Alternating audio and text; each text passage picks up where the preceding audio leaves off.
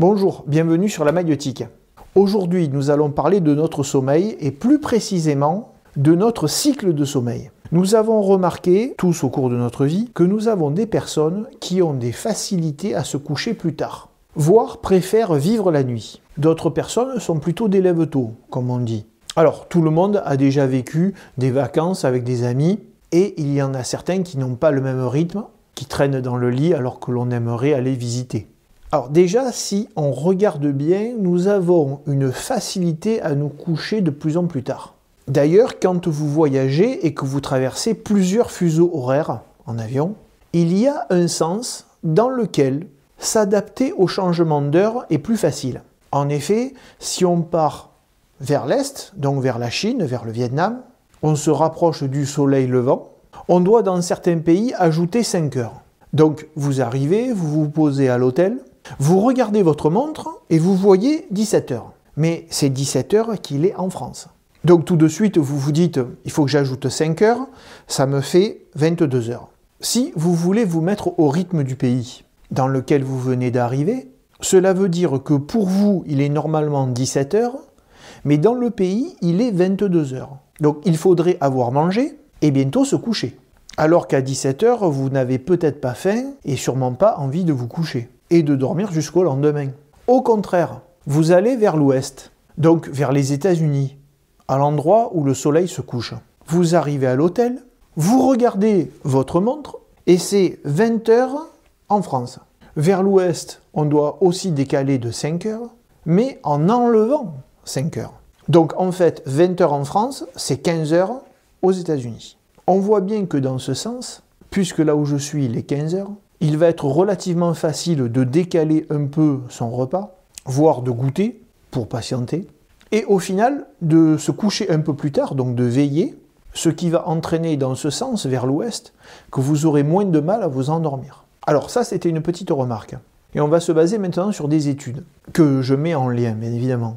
Donc on trouve plusieurs études qui montrent lorsque les gens sont coupés du rythme jour-nuit, par exemple au cours d'une expérience dans une grotte, ou dans un endroit comme un bunker, si nous n'avons pas de moyens pour nous repérer dans le temps, comme avec une montre, le corps finit par se fixer un rythme de presque 25 heures. Cela signifie qu'en moyenne, on se couche 1 heure plus tard chaque jour. Alors l'inconvénient de ces études, c'est que cela ne simule pas les conditions réelles de la vie. Mais dans cet environnement, il est très intéressant. Donc le cycle circadien, c'est le nom qu'on donne pour le cycle de notre horloge interne, n'est pas uniquement calqué sur le soleil et la nuit, et les 24 heures de la rotation terrestre. On trouve plusieurs raisons à ce que notre cycle de sommeil ne soit pas constant. Déjà, au cours des saisons, il y a des variations de durée entre la nuit et le jour. Quand nous sommes proches de l'équateur, la nuit et le jour durent à peu près le même temps toute l'année, et le soleil se lève à peu près au même moment, aux mêmes heures,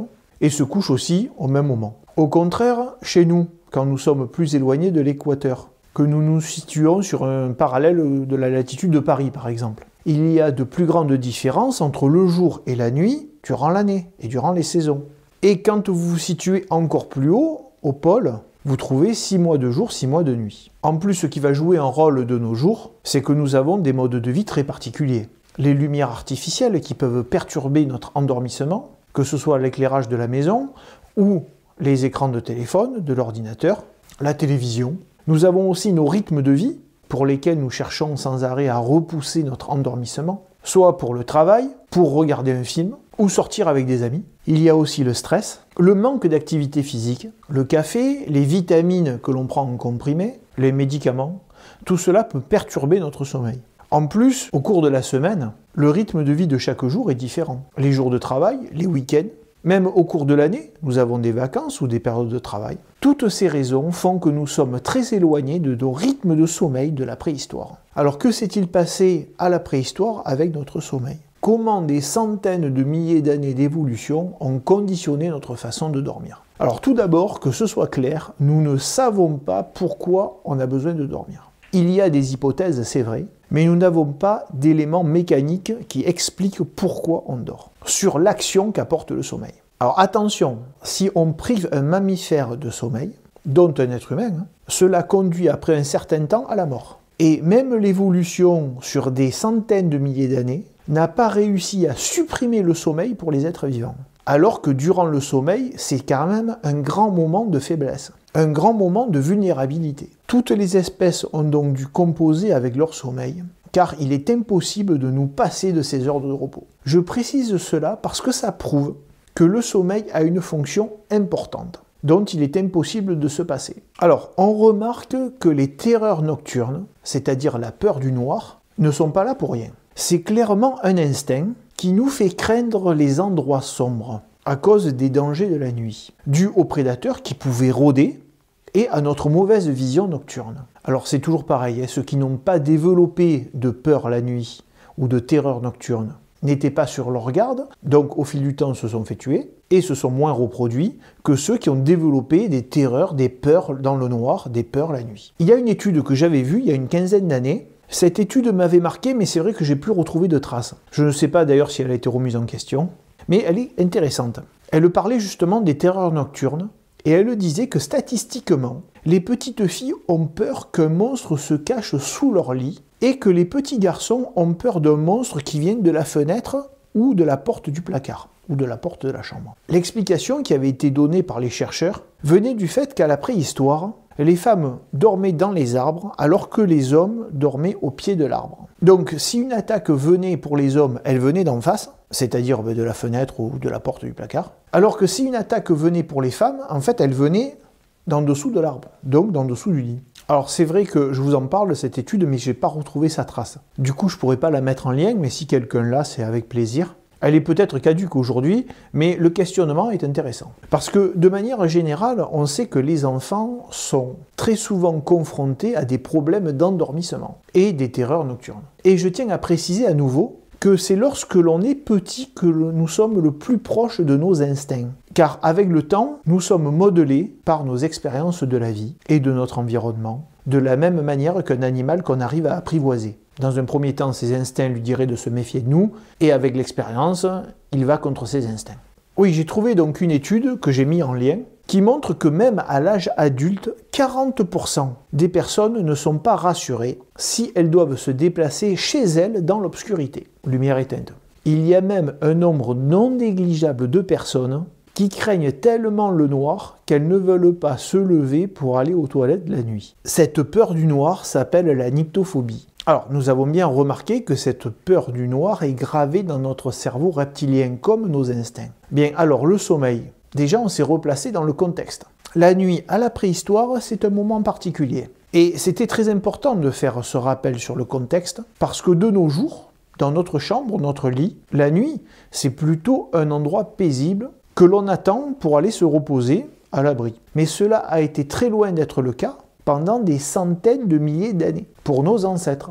Alors on l'a vu, nous n'avons pas tous le même rythme de sommeil. Certaines personnes, dans nos familles, dans nos amis, sont plutôt des lève tôt ou des couches tard. Cette différence viendrait de nos instincts. Elle est codée au cours de l'évolution pour nous permettre d'avoir toute la nuit une veille, une garde, une sentinelle qui surveille le camp. Et ce qui est remarquable avec nos instincts, c'est qu'encore une fois, on voit une différence qui nous complète. Certains vont vouloir se coucher tard le soir et se sentiront même plus en forme pour sortir, alors que d'autres vont vouloir se coucher tôt pour profiter le matin. C'est encore un tour de l'évolution pour que le groupe puisse mieux se protéger, survivre et donc transmettre les gènes. De nos jours, nous pouvons être contrariés par les personnes qui sont autour de nous et qui n'ont pas le même rythme de lever et d'endormissement. Mais le plus souvent, c'est juste parce que notre cerveau est codé pour monter la garde à tour de rôle. Nous en avons déjà parlé de ces spécifications de l'être humain, de ces différences qui ont permis à l'ensemble du groupe de mieux survivre à son environnement. Dans ma dernière vidéo, j'avais donné l'exemple des daltoniens, qui ne voient pas les couleurs comme la majorité des gens, mais qui ont une facilité à voir les camouflages. Donc ils étaient très utiles dans le groupe pour la cueillette et débusquer les prédateurs qui étaient cachés. On remarque aussi dans le début de notre vidéo que nous sommes plutôt sur un cycle de 25 heures. Le décalage progressif de notre coucher, l'envie de se coucher chaque jour un peu plus tard, aurait aussi permis de faire tourner cette surveillance et d'améliorer la garde dans la tribu. Le dernier lien que je vous mets en description nous parle d'une étude de 2022 qui montre que les participants en absence de tout repère temporel ont eu des cycles bien au-delà des 24 ou 25 heures, mais pouvant aller jusqu'à 60 heures. C'est-à-dire que certains participants pouvaient avoir 30 heures d'éveil et après 30 heures de sommeil. Cela permet de se poser encore beaucoup de questions et de laisser la place à une grande adaptabilité de nos conditions de sommeil. Comme d'habitude, les mécanismes de la préhistoire sur nos cycles de vie pour notre sommeil permettent de nous éclairer sur notre comportement et le comportement de notre entourage face au sommeil et aux terreurs nocturnes. Merci et au revoir.